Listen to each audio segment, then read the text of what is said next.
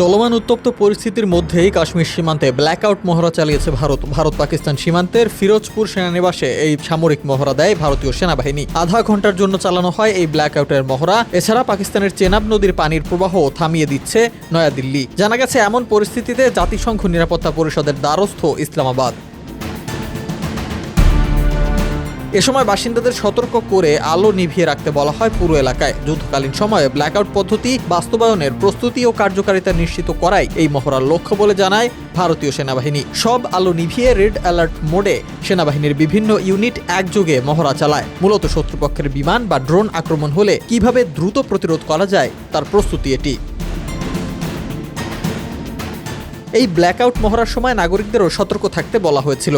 কিছু এলাকায় অস্থায়ী বিদ্যুৎ বিভ্রাট দেখা দেয়, যা ছিল পূর্ব পরিকল্পিত। প্রধানমন্ত্রী নরেন্দ্র মোদী একের পর এক সেনা প্রধানদের সঙ্গে বৈঠক করেছেন। এছাড়া অর্ডিন্যান্স ফ্যাক্টরি কর্মীদের ছুটি বাতিল হওয়া যুদ্ধকালীন প্রস্তুতির ইঙ্গিত দিচ্ছে। প্রতিরক্ষামন্ত্রী রাজনাথ সিং ইতোমধ্যেই বলেছেন, দেশ যা চাইছে সেটাই হবে, শত্রুকে যোগ্য জবাব দেওয়া হবে।